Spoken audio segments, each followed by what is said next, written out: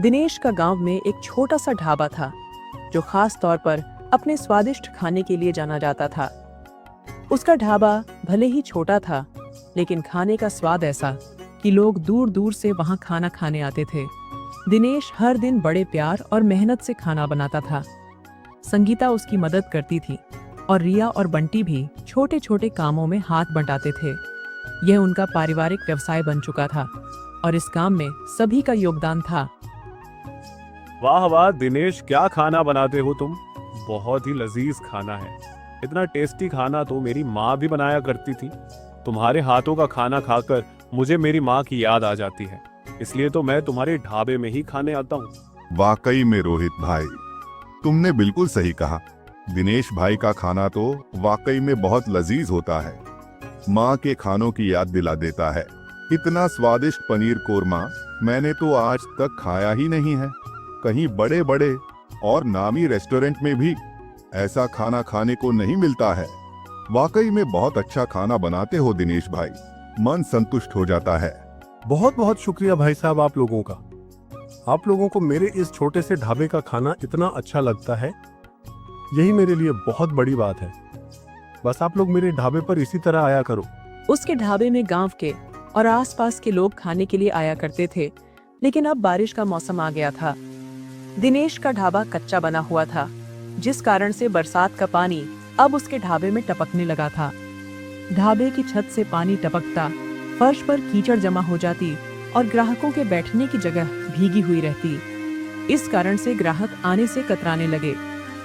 दिनेश ने कई उपाय करने की कोशिश की, जैसे कि प्लास्टिक की चादरें ढाबे की छत पर बिछाना और फर्श पर ईंटें लगाना ताकि पानी का बहाव रोका जा सके। लेकिन ये उपाय केवल अस्थायी थे। धीरे धीरे ग्राहक आने कम हो गए, जिससे उसका धंधा मंदा पड़ गया। कम ग्राहक आने के कारण दिनेश बहुत चिंतित हो गया। उसकी आमदनी घटने लगी और परिवार की जरूरतें पूरी करना भी मुश्किल हो रही थी। हे ऊपर वाले, पिछले 2 हफ्तों से लगातार बारिश हो रही है। बहुत ही कम ग्राहक आ रहे हैं हमारे ढाबे पर। अगर इस तरह चलता रहा तो हमें कहीं ढाबा ही बंद करना पड़ जाए। चुप करिए जी, ऐसा मत बोलिए। ऊपर वाला सब ठीक कर देगा। बारिश का मौसम है और हमारा ढाबा भी कच्चा होने के कारण टपकता है, इसलिए शायद कम ग्राहक आते होंगे। मैं आज साथ में ढाबा चलती हूँ। इतना कहकर वे दोनों अपने ढाबे पर चले जाते हैं।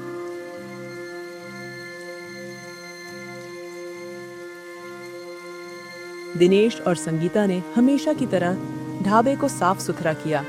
रसोई में ताजे मसालों की खुशबू फैल गई और दिनेश ने बड़े प्यार से अपने खास व्यंजन बनाना शुरू कर दिया। हर बार की तरह इस बार भी उन्होंने उम्मीद की कि ग्राहक आएंगे और उनका स्वादिष्ट खाना खाएंगे। लेकिन उस रोज बारिश इतनी तेज हो रही थी कि आसमान जैसे फट पड़ा हो।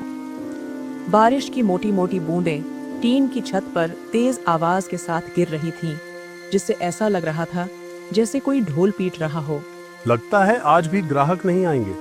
सारा खाना फिर से गरीबों को देना होगा, नहीं तो सारा खाना बर्बाद हो जाएगा।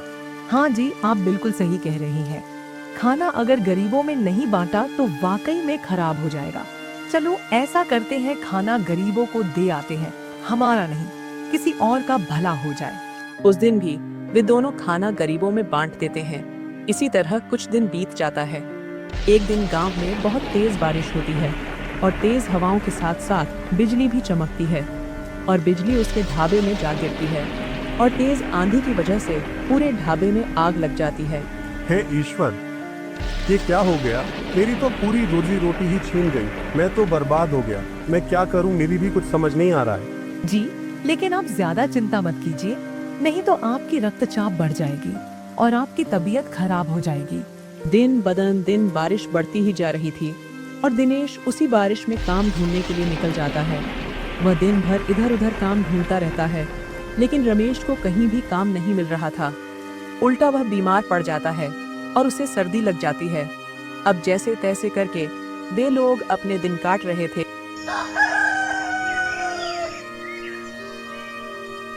एक दिन की बात है, संगीता का मुंह बोला, भाई जमाल उसके घर आता है। अरे जीजा जी, क्या चीज है जो रोज रोज इतनी बारिश में काम ढूंढते रहते हो, परेशान होते रहते हो? चलो मेरे साथ चलो और मेरी दुकान में काम करो। वैसे भी मेरा स्टाफ अपने गांव गया हुआ है और मैं आपको महीने के आखिरी में तनख्वाह भी दे दिया करूंगा। क्यों संगीता, ठीक कहा ना मैंने? अरे हाँ भैया, आपने बिल्कुल ठीक कहा। क्यों नहीं, वैसे भी इनके पास कुछ काम तो है नहीं, वही काम कर लेंगे, वही अच्छा होगा। ठीक है जमाल भैया, आप लोग को जैसा ठीक लगे मैं कर लूंगा काम। वैसे भी घर का खर्च चलाने के लिए कोई ना कोई काम तो करना ही पड़ेगा मुझे। मैं चलने को तैयार हूँ। अब दिनेश जमाल की दुकान में काम करने चला जाता है। वह दिन रात काम करता, बिना 1 मिनट भी आराम किए। वह दुकान में ही लगा रहता। जब भी माल आता वह सारे माल गाड़ी से उतार कर रखता और दुकान की देखरेख बहुत ही अच्छी तरह से किया करता। लेकिन जैसे ही महीने पूरा होने को आता और दिनेश तनख्वाह की बात करता, जमाल टाल मटोल करने लगता था। तनख्वाह? कैसी तनख्वाह जीजा जी? ये कैसी बातें कर रहे हैं? जमाल भैया, आप ही ने तो कहा था उस दिन संगीता के सामने कि महीने की आखिरी तारीख को आप मुझे तनख्वाह देंगे। नहीं नहीं, ऐसा कुछ नहीं है। मैं जानता हूँ आपको काम की जरूरत है, लेकिन मैंने आपको यहाँ काम करने के लिए नहीं बल्कि अपनी मदद करने के लिए बुलाया था। और मदद करने के लिए भी कोई पैसे मांगता है क्या? आपने मेरे साथ बिल्कुल भी ठीक नहीं किया है। मैं आपको देख लूंगा। जाओ जाओ यहाँ से, मुझे धमकी मत दो। बहुत आए मुझे सबक सिखाने वाले, खुद का कोई ठिकाना नहीं और मुझे सबक सिखाओगे। बेचारा रमेश अब करता भी क्या, दुखी मन से वह घर लौट आता है। अरे आप आ गए, आज तो महीने की आखिरी तारीख भी है, फिर तो तनख्वाह भी मिल गई होगी आपको। फिर तो पापा, आप कल ही मेरी स्कूल की फीस जमा कर दीजिए। टीचर हमें रोज रोज फीस के लिए टोकती रहती है। हाँ बच्चों, मैं जल्दी ही फीस जमा कर दूंगा, तुम लोग परेशान मत हो। इतना कहकर दिनेश अपनी पत्नी संगीता के पास कमरे में चला जाता है। उसकी आंखों से आंसू बह रहे थे। ना जाने क्यों संगीता, मेरा नसीब ही अच्छा नहीं है जो मेरे साथ ऐसा हो रहा है। लेकिन आप रो क्यों रहे हैं, हुआ क्या है? सारी बात बताइए ना मुझे। तभी रमेश रोते हुए सारी बातें अपनी पत्नी को बताता है।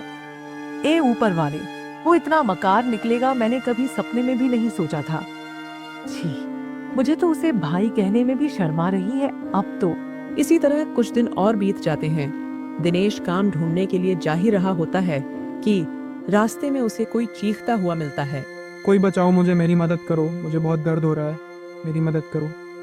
बेचारा लड़का रोड पर घायल अवस्था में पड़ा था, लेकिन वहां से आने जाने वाले कोई भी लोग उसकी मदद नहीं कर रहे थे। लेकिन दिनेश तुरंत ही उसे किसी तरह उठाकर हॉस्पिटल पहुंचाता है। अच्छा किया जो समय पर हॉस्पिटल ले आई इसे, वरना ज्यादा खून बहने की वजह से इसकी जान भी जा सकती थी। वैसे अब ये खतरे से बाहर है। मैंने कुछ इंजेक्शन और दवाइयां दिया है जिसकी वजह से ये नशे में है। अभी थोड़ी देर में वह होश में आ जाएगा। वह बच्चा जिसका नाम राहुल था, गांव के बहुत बड़े मुखिया का बेटा होता है। उसके पिता के पास करोड़ों की संपत्ति होती है। जैसे ही मुखिया को यह बात मालूम होती है, वो फौरन ही हॉस्पिटल पहुंचता है और दिनेश का बहुत ही शुक्रिया अदा करता है। बेटा, तुम नहीं जानते तुमने मेरी कितनी मदद की है। राहुल मेरा एक लौता बेटा है, उसको हमने बड़े ही प्यार से पाला है। शुक्रिया उसकी जिंदगी बचाने के लिए। ये मेरी तरफ से तुम्हारे लिए कुछ इनाम है, इसे रख लो। अरे नहीं नहीं अंकल, मैं ये नहीं रख सकता। ये आप कैसी बातें कर रहे हैं? मैंने किसी लालच से इस बच्चे को नहीं बचाया है, बल्कि एक इंसानियत के नाते बचाया है और एक जिम्मेदार नागरिक होने के हैसियत से यह मेरा फर्ज था। रमेश की लाख मना करने और समझाने के बाद भी मुखिया उसे ब्रीफकेस दे ही देता है। बेटा, मैं तुम्हें इंसानियत के नाते ही ये गिफ्ट दे रहा हूँ। तुम्हें नहीं पता तुमने मेरे इकलौते बेटे की जान बचाई है। तुम्हारा मेरे ऊपर जिंदगी भर उपकार रहेगा। दिनेश उस ब्रीफकेस को लेकर अपने घर की ओर चल पड़ता है। दिनेश को तो पता भी नहीं था कि उस ब्रीफकेस में है क्या। फिर भी वह घर जाता है और सारी बातें अपनी पत्नी और बच्चों को बताता है। जैसे ही वह लोग ब्रीफकेस खोलते हैं, देखकर दंग रह जाते हैं, क्योंकि ब्रीफकेस में पूरा पैसा ही पैसा भरा हुआ था। ये देख सभी लोग बहुत खुश हो जाते हैं। अब दिनेश इन पैसों से अपना खुद का एक ढाबा खोलता है, जो मिट्टी का नहीं अब पक्का बना होता है, और ग्राहकों के बैठने के लिए भी अच्छे कमरे बनवाता है ताकि वहां लोग आराम से खा सके, पानी की बूंदें वहां ना गिरे। दिनेश का ढाबा तो पहले ही अपने स्वाद के लिए बहुत फेमस था। अब इस तरह से पक्का ढाबा बन जाने के कारण लोगों की भीड़ जमने लगती है। लोगों को वहां का खाना बहुत पसंद आता था। अब लोगों को बरसात के मौसम में भी वहां दिक्कत नहीं होती थी, क्योंकि अब वह पक्का था और पानी नहीं टपकता था। दिनेश के ढाबे में खाने के लिए अब तो लोग दूर दूर से आया करते थे। संगीता, देखो तो आज फिर नए ग्राहक आए हैं। लगता है हमारा खाना अब दूर दूर तक मशहूर होने लगा है। हाँ दिनेश, भगवान की दया से हमारी मेहनत रंग ला रही है। याद है जब शुरुआत में एक भी ग्राहक नहीं आता था? कैसे भूल सकता हूँ वो दिन जब हमें यह भी नहीं पता था कि अगले दिन के लिए सामान कैसे आएगा, लेकिन तुमने हमेशा मेरा साथ दिया। तभी एक ग्राहक आता है। भैया, वही स्पेशल आलू के पराठे और लस्सी देना। आपके ढाबे का स्वाद भूल ही नहीं पाता। अभी लाया साहब, जैसे घर का खाना हो वैसे ही प्यार से बनाऊंगा। भैया, आपको यहाँ का खाना पसंद आता है? पसंद? अरे दीदी, यहाँ का स्वाद तो दिल को छू जाता है। आपका व्यवहार भी इतना अच्छा है कि बार बार आने का मन करता है। दिनेश, अब हमारे बच्चे भी अच्छे स्कूल में पढ़ पा रहे हैं। ये सब तुम्हारी मेहनत का नतीजा है।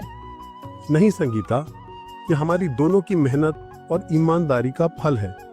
अगर तुमने मेरा साथ न दिया होता तो शायद मैं ये सब नहीं कर पाता। अगर दिल से मेहनत करो और ईमानदारी से काम करो तो सफलता जरूर मिलती है।